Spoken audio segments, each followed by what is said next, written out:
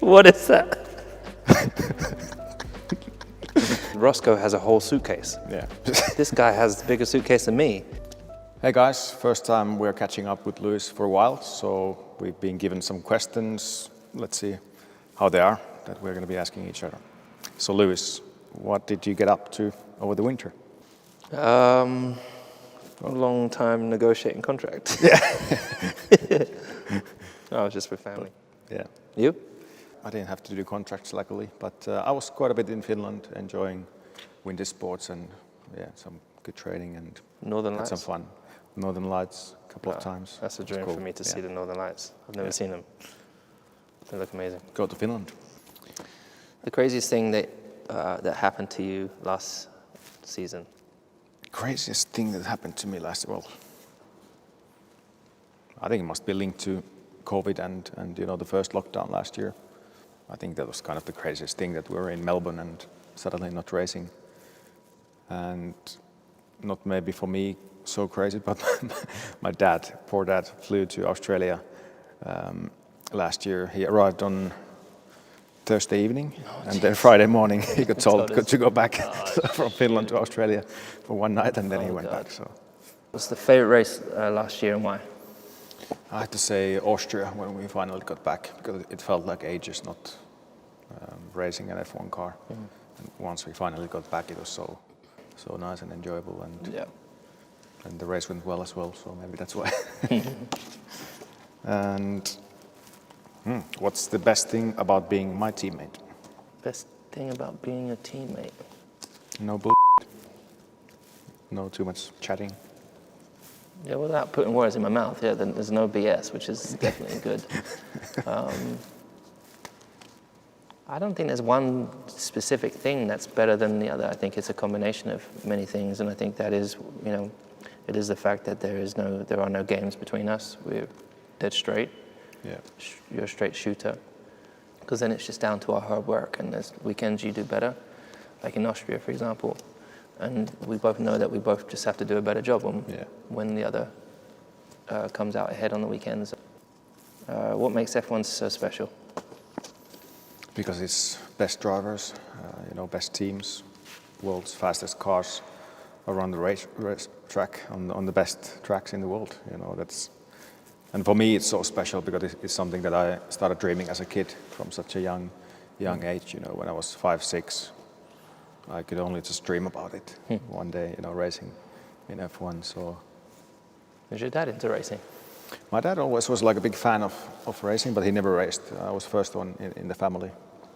So actually, it was a little bit by accident that I got into racing and figured out what is racing. And so I think that's the most special part, that thing as a kid, dreaming about something big and actually then being able to do it. So yeah, for sure. This could be fun. What is the angriest you've seen Toto ever? The angriest I've ever seen Toto. I keep seeing these clips, when we're racing, and if something happens, he's banging his carriage table. But the angriest I've ever seen Toto is probably, it would have been one of the times Nico and I crashed into each other. Barcelona? Probably Barcelona is probably the angriest he probably ever got. Was he like fuming? Yeah. Well, yeah. Yes. He had, I definitely saw bald patches. I think he pulled out parts of his hair and had to get turf to grow it back. And what's the angriest that you've ever seen Toto? Yeah, I was just thinking about it. I think he wasn't so happy in Germany 2019. When you crashed, turn one?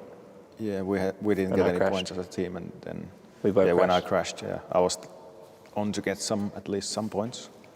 Then I shunted. Yeah.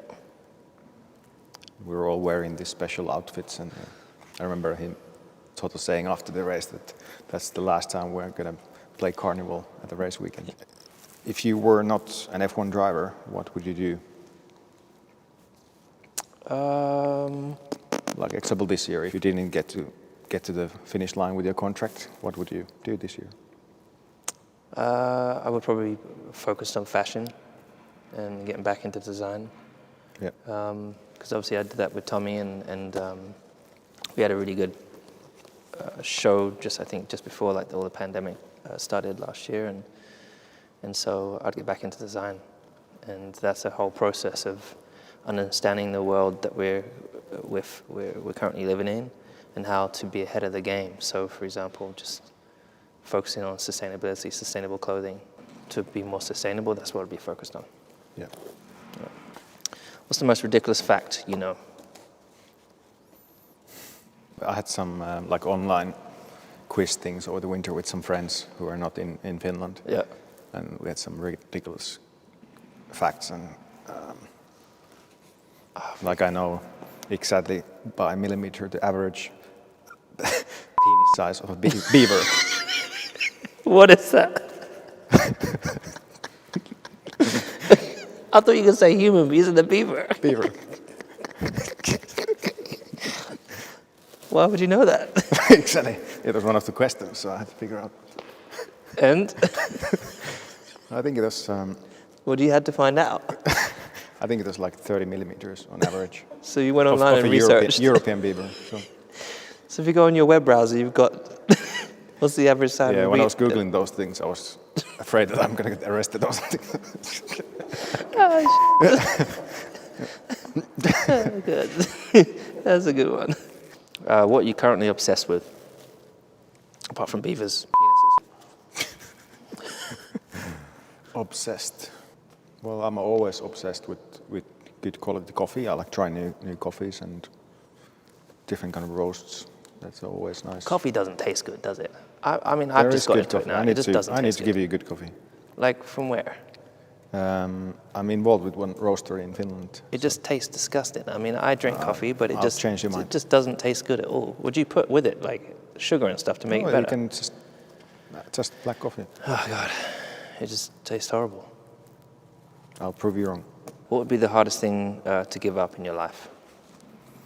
Hardest thing to give up in life for me, well, it's a pretty big question. You know, if you look at the big picture, I would say it's family. You know, there's other passions for sure that would be difficult to give up.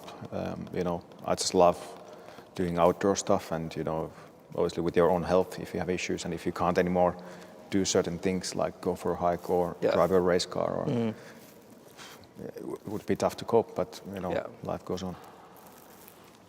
I think for me it would be music.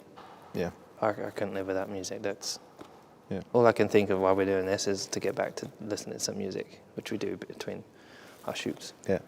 Yeah. And what about, have you ever left anything important in a hotel room?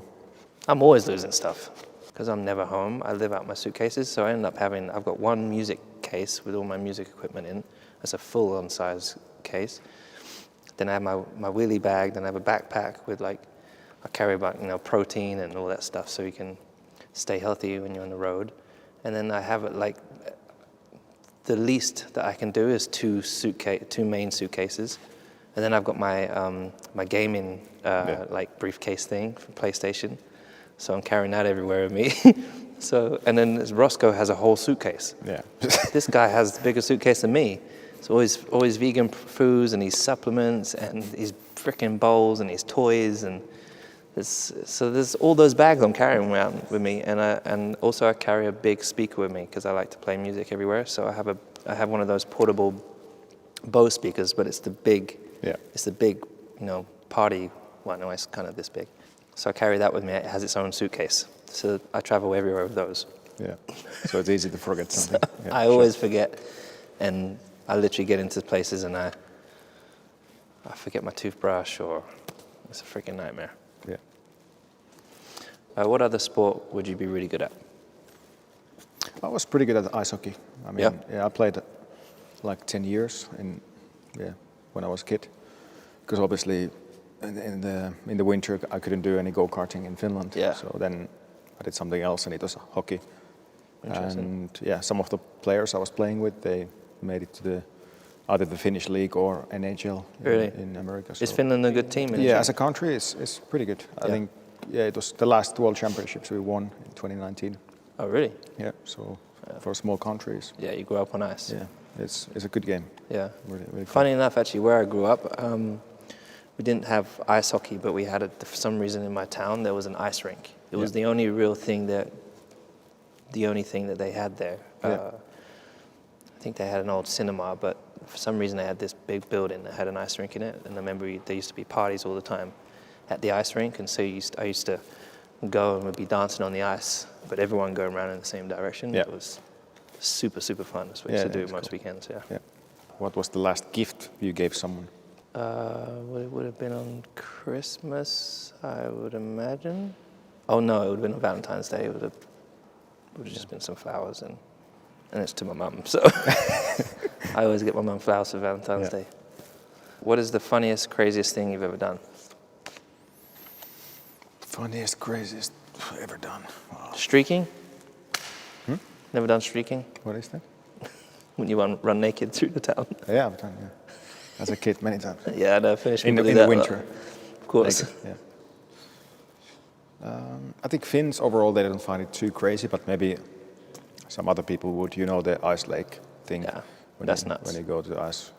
You know, they're getting in the sauna each day, and then getting in the ice lake is freaking cold. Yeah. But like a cold tub or rolling in the snow. That's not a part of British culture, for example. No, so when you go over to Finland, I remember I went with Aki, and he said, "Okay, we're going to a sauna."